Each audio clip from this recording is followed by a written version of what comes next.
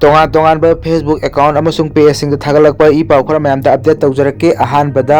chief minister सिनबा अगी concern नते डेमोक्रेसी मागी मागी अपाम तौबनी हाइना चीफ मिनिस्टर एन बीरेन फोंदोखरे चीफ मिनिस्टर सिंदोक नत्रग सिंदोक्तब अगी कंसर्न नते डेमोक्रेसी चटप लेबाक ओइबना मागी मागी अपाम तौबनी हाइना चीफ मिनिस्टर नोंथोंबम बीरेन फोंदोखरे सीएम सेक्रेटरीट ngasi पांथोखिबा प्रेस कॉन्फ्रेंस चीफ मिनिस्टर सिंदोकनबगी मतंगदा बीजेपी अमदी मसीग चटमिनरिबा पार्टी की एमएलए खरना खुदेक पीदुना प्राइम मिनिस्टर दो तक्सिन की हाइना गानाबा वफम अमगा मरी लेना पौमी सिंगना हंगबा वहांगी पाखुम पीरदुना चीफ मिनिस्टर नोंथोंबम बीरेन हाय चीफ मिनिस्टर सिंदोक नत्रग सिंदोक्तबा हाइबसी एहाकी खुट लेते अमदी वफम बसी एहाकी कंसर्न ओइदे डेमोक्रेसी चटप लेबाक ओइबना माना माना तौनिंगबा तौनबनी ममांगदा एमएलए मिनिस्टर खरना प्राइम मिनिस्टर उननबा होनबदा सिग्नेचर तौखिबगिनि हाइनबसु लै महाकी ओइनदी लेबाकी तौगदबा इथौ तौरगा लोइरे हाइना नोकफेट तौना चीफ मिनिस्टर एन बीरेन खुमखि अमरोमदा हंदक मिनिस्ट्री ऑफ होम अफेयर्स न सिंधुना दिल्लीदा कुकी नगा अमदी मैतेगी एमएलए सिंगा वारी सानखिबा अदुगी करी अकुपा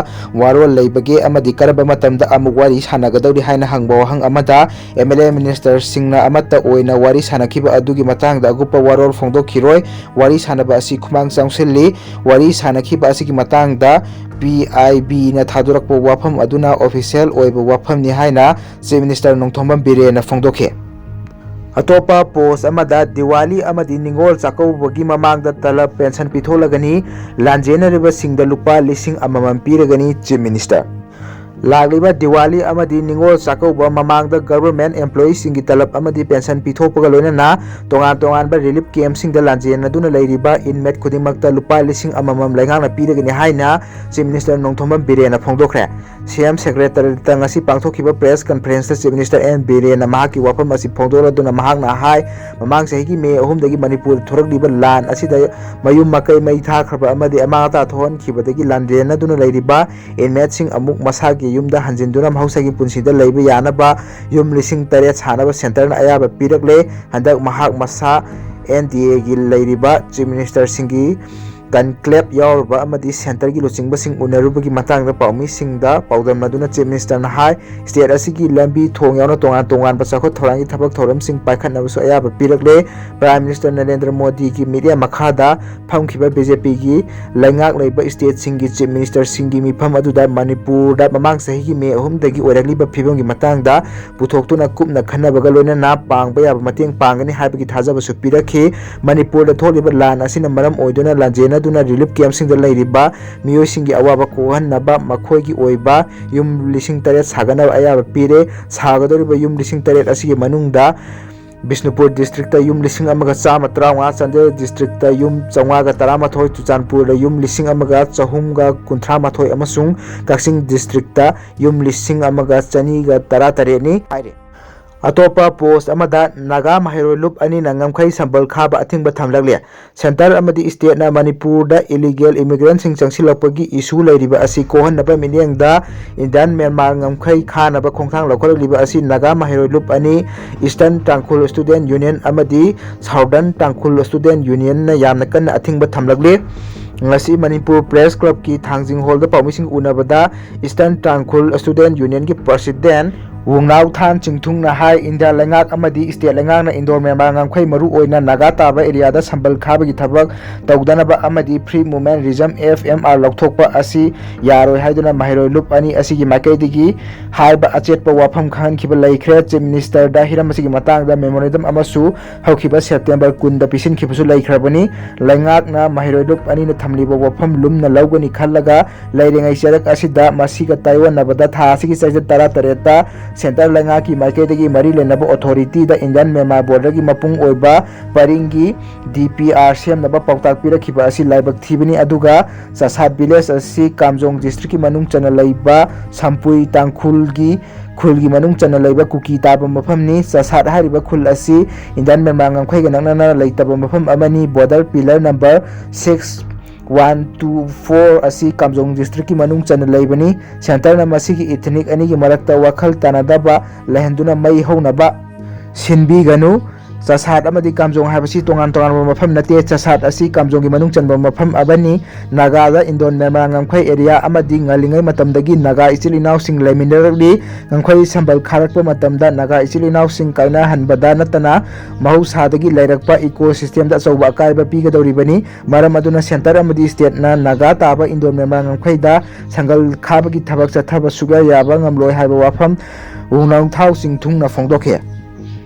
ꯑꯇꯣꯞꯄ ꯄꯣꯁ ꯑꯃꯗ ꯑꯔꯥꯝꯕꯥꯏ ꯇꯦꯡꯒꯣꯜ GSQꯒꯤ ꯃꯥꯏꯀꯩꯗꯒꯤ ꯑꯔꯥꯝꯕꯥꯏ ꯇꯦꯡꯒꯣꯜ ꯌꯨꯅꯤꯠꯁꯤꯡꯗ ꯋꯥꯐꯝ ꯈꯔ ꯊꯝꯂꯛꯂꯤ ꯑꯔꯥꯝꯕꯥꯏ ꯇꯦꯡꯒꯣꯜꯒꯤ ꯂꯩꯔꯤꯕ ꯌꯨꯅꯤꯠ ꯈꯨꯗꯤꯡꯃꯛꯀꯤ ꯏꯆꯤꯜ ꯏꯅꯥꯎ ꯄꯨꯝꯅꯃꯛꯀꯤ ꯃꯐꯝꯗ Arambai Tenggol general headquarter control room operator ꯑꯣꯏꯅ ꯊꯧꯄꯨꯔꯤꯕ ꯂꯥꯏꯁ꯭ꯔꯝ ꯔꯣꯕꯥꯔꯠꯁꯟꯅ ꯋꯥꯐꯝ ꯈꯔ ꯈꯪꯍꯜꯂꯛꯂꯤ control room operator Arambai Tenggol GSQꯅ ꯈꯪꯍꯜꯂꯛꯂꯤꯕ ꯋꯥꯐꯝꯁꯤꯡ ꯑꯗꯨꯗꯤ ꯑꯔꯥꯝꯕꯥꯏ ꯇꯦꯡꯒꯣꯜꯒꯤ ꯂꯩꯕꯤꯔꯤꯕ ꯌꯨꯅꯤꯠ ꯈꯨꯗꯤꯡꯃꯛꯀꯤ ꯏꯆꯤꯜ ꯏꯅꯥꯎ ꯃꯥꯏꯀꯩꯗꯒꯤ ꯂꯒꯥꯎ ꯐꯥꯕ ꯃꯤ ꯐꯥꯕꯅꯆꯤꯡꯕ ꯑꯃꯠꯇ ꯆꯠꯄꯤꯒꯅꯨ ꯍꯧꯖꯤꯛꯇꯤ ꯈꯨꯠꯂꯥꯏ ꯄꯥꯏꯅꯕ ꯉꯥꯛꯇꯁꯨ ꯑꯣꯏꯕꯅꯤꯅ ꯈꯠꯅ ꯆꯩꯅꯕ ꯊꯣꯛꯂꯣꯏ ꯍꯥꯏꯅꯤꯡꯉꯥꯏ ꯂꯩꯇꯦ ꯃꯗꯨꯅ ꯀꯃꯥꯟꯗꯔꯁꯤꯡꯅ ꯈꯨꯠꯂꯥꯏꯁꯤꯡ ꯃꯐꯝ ꯆꯥꯅ ꯊꯝꯕꯤꯌꯨ ꯃꯔꯝ ꯂꯩꯇꯅ ꯅꯨꯃꯤꯗꯥꯡꯗ ꯈꯨꯠꯂꯥꯏ ꯄꯨꯊꯣꯛꯄꯤꯒꯅꯨ ꯌꯥꯔꯤꯕ ꯃꯈꯩ ꯅꯨꯃꯤꯗꯥꯡꯗ ꯃꯨꯞꯃꯦꯟ ꯇꯧꯕꯤꯒꯅꯨ ꯀꯔꯤꯒꯨꯝꯕ ꯄ꯭ꯔꯣꯕ꯭ꯂꯦꯝ ꯊꯣꯛꯂꯀꯥꯟꯗ ꯀꯃꯥꯟꯗꯔꯒꯤ ꯅꯣꯂꯦꯖ ꯂꯩꯇꯦ ꯍꯥꯏꯅꯁꯨ ꯍꯥꯏꯕꯤꯒꯅꯨ ꯏꯆꯤꯟ ꯏꯅꯥꯎ ꯄꯨꯝꯅꯃꯛꯁꯨ ꯀꯔꯤꯒꯨꯝꯕ ꯊꯕꯛ ꯑꯃ ꯇꯧꯕ ꯃꯇꯝꯗ ꯀꯃꯥꯟꯗꯔꯗ ꯔꯤꯄꯣꯔꯠ ꯂꯣꯏꯅ ꯇꯧꯕꯤꯔꯝꯃꯨ ꯀꯃꯥꯟꯗꯔꯗ ꯔꯤꯄꯣꯔꯠ ꯊꯝꯗꯕ ꯊꯕꯛ ꯇꯧꯕꯤꯒꯅꯨ ꯀꯃꯥꯟꯗꯔꯁꯤꯡꯅꯁꯨ ꯖꯦꯅꯔꯦꯜ ꯍꯦꯗꯀ꯭ꯋꯥꯔꯇꯔꯗ ꯃꯇꯝ ꯆꯥꯅ ꯔꯤꯄꯣꯔꯠ ꯇꯧꯗꯨꯅ ꯄꯨꯟꯅ ꯊꯕꯛ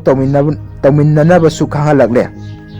ꯑꯇꯣꯞꯄ ꯄꯣꯁ ꯑꯃꯗ ꯀꯛꯆꯤꯡ ꯕꯖꯥꯔꯗ ꯂꯩꯕ ꯌꯨꯀꯣ ꯕꯦꯡ ꯂꯨꯠ ꯇꯧꯕꯗ ꯆꯦꯟꯅꯕ ꯃꯤꯑꯣꯏ ꯑꯃ ꯄꯨꯂꯤꯁꯅ ꯐꯥꯒꯠꯈ꯭ꯔꯦ ꯄꯨꯂꯤꯁꯅ ꯐꯥꯔꯕ ꯃꯤꯑꯣꯏ ꯑꯗꯨ ꯀꯛꯆꯤꯡ ꯄꯥꯖꯤ ꯂꯩꯀꯥꯏꯗꯒꯤ ꯅꯥꯎꯔꯦꯝ ꯔꯣꯃꯤꯌꯣ ꯀꯧꯏ ꯍꯥꯏꯅ ꯄꯥꯎ ꯑꯁꯤꯅ ꯍꯥꯏꯔꯤ ꯑꯇꯣꯞꯄ ꯄꯣꯁ ꯑꯃꯗ ꯁꯪꯒꯤꯇꯥ ꯈꯩꯗꯦꯝ ꯍꯥꯏꯅ ꯂꯩꯔꯤꯕ ꯐꯦꯁꯕꯨꯛ ꯌꯨꯖꯔ ꯑꯗꯨꯅ ꯊꯥꯒꯠꯂꯛꯄ ꯄꯣꯁ ꯑꯃꯈꯛ ꯁꯦꯌꯔ ꯇꯧꯖꯒꯦ ꯏꯕꯨꯡ ꯀꯣꯔꯧꯉꯥꯟꯕ ꯈꯨꯃꯟ ꯍꯟꯗꯛꯀꯤ ꯏꯕꯨꯡ ꯏꯄ꯭ꯋꯥ ꯑꯔꯥꯝꯕꯥꯏ ꯇꯦꯡꯒꯣꯜꯁꯤꯡꯅ ꯔꯤꯂꯤꯐ ꯀꯦꯝꯞꯀꯤ ꯏꯃꯥ ꯏꯕꯦꯜ ꯏꯆꯦ ꯏꯆꯜꯁꯤꯡ ꯆꯥꯛꯀꯧꯖꯕꯁꯤꯗ ꯑꯩꯈꯣꯏ ꯆꯥꯛꯀꯧꯕ ꯆꯠꯂꯣꯏꯗꯕ ꯈꯔ ꯄꯨꯟꯁꯤꯟꯖꯔꯒ ꯂꯩꯖꯔꯦ ꯆꯥꯛ ꯏꯁꯤꯡ ꯊꯣꯡꯕ ꯀꯣꯜ ꯂꯤꯛ ꯐꯦꯡꯕꯒꯤ ꯃꯇꯦꯡ ꯄꯥꯡꯖꯒꯦ ꯂꯥꯛꯆꯒꯦ ꯏꯕꯨꯡ ꯍꯣꯏꯅ ꯃꯐꯝ ꯃꯤ ꯈꯔ ꯌꯥꯝꯕ ꯑꯃ ꯁꯤꯟꯕꯤꯔꯛꯎ ꯅꯆꯜꯁꯤꯡ ꯂꯥꯛꯆꯒꯦ ꯆꯥꯟꯕꯤꯗꯨꯅ ꯏꯕꯨꯡꯅ ꯑꯃꯠꯇ ꯁꯤꯟꯕꯤꯔꯛꯎ ꯑꯩꯈꯣꯏꯗ ꯀꯔꯤꯒꯨꯝꯕ ꯑꯋꯥꯕ ꯑꯃꯠꯇ ꯂꯧꯖꯔꯣꯏ ꯏꯕꯨꯡ ꯍꯣꯏꯅꯁꯨ ꯄꯤꯕꯤꯒꯦ ꯈꯟꯕꯤꯒꯅꯨ ꯈꯜꯂꯕꯗꯤ ꯑꯩꯈꯣꯏ ꯃꯇꯦꯡ ꯄꯥꯡꯕꯒꯤ ꯃꯍꯩ ꯐꯪꯂꯔꯣꯏ ꯁꯦꯜ ꯆꯥꯎꯅ ꯄꯥꯡꯕ ꯉꯝꯖꯗ꯭ꯔꯁꯨ ꯃꯇꯦꯡ ꯁꯤꯃꯇꯪꯗꯤ ꯊꯃꯣꯏ ꯁꯦꯡꯅ ꯄꯥꯡꯖꯒꯦ ꯏꯕꯨꯡꯒꯤ ꯅꯝꯕꯔꯁꯨ ꯂꯩꯇꯦ ꯋꯥꯔꯤ ꯑꯣꯏꯅ ꯁꯥꯟꯅꯗꯧꯁꯨ ꯍꯥꯏꯅ ꯃꯍꯥꯛꯅ ꯁꯤꯌꯔ ꯇꯧꯔꯛꯂꯤ ꯑꯇꯣꯞꯄ ꯏ ꯄꯥꯎ ꯑꯃꯗ ꯅꯕꯦꯝꯕꯔ 18ꯗꯒꯤ ꯏꯌꯔ ꯏꯟꯗꯤꯌꯥ ꯇꯣꯡꯂꯒꯅꯨ ꯄꯥꯅꯨꯟ ꯈꯥꯂꯤꯁꯇꯥनी सेपरेटिस्ट गुरपुट वान सिंह पनुन्ना कुमजा 1984 एंटी सिख रायोट की निफुसुबा कुमोन की मांगोइनना नवेंबर 18 एयर इंडिया फ्लाइट सिंगदा तोंब लेपु हाइना warning पिरकली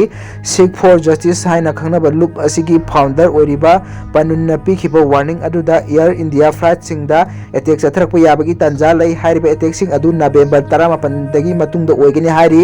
USA अमसुंग Canada लैबाक अनिगी dual citizen पनुन्ना कुमजा 2020 की जुलाई थादगी इंडियन की मिनिस्ट्री ऑफ होम अफेयर्स ना टेररिस्ट ने हाइना लाउथोखरबनी महाकी वार्निंग अदुदा एयर इंडिया एयरलाइंस ता सीट अमत तोंगनो हाइना फोंदोरगली नवेंबर 18 ग्लोबल की ओइबा ब्लॉकेट पांगथोक्तुना एयर इंडिया फ्लाइट सिंग पाहंदनबा थिंगदौरिबनी इंडिया की नेशनल इन्वेस्टिगेशन एजेंसी ना पनुन की मथक केस क्या अमा थांगतुना लैरिबनी महाकी इंडिया की मचु अहुंगी फिरालबु थवैदबा लोइनना मपानदा लैरिबा इंडियन डिप्लोमेट सिंगबु थ्रेटन तौबगी थबक क्या अमसु चथरी पावगे सोर्स अमना हायरकपदा USA अमसुंग कनाडादा एंटी इंडियन प्रोपेगेंडा संदोरकपा अचौबा थौदांग लौरी महाक पाकिस्तान की स्पाई एजेंसी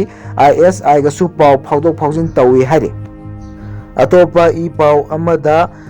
वानेस हाइना लेरिबा फिल्म हंतक नवेंबर रिलीज तौगदौरिबा फिल्म अदुगी प्रोड्यूसर अमसुंग डायरेक्टर ओइबा प्रियंका लाइस्रमना थादोरकपा पोस्ट अमखक म्यामदा शेयर तौजरके ngarang ahing iyamba koronganba khuman ga wari sanajaduna lekhatana loisinjakhraба warini haujiksu isaga unajaduna hakthengnana wari sanajarure iyambanasu film asida athingba nungaitaba karisu leite Facebook page mayamna film da suyaw yawdraba chahi ani gi mamangda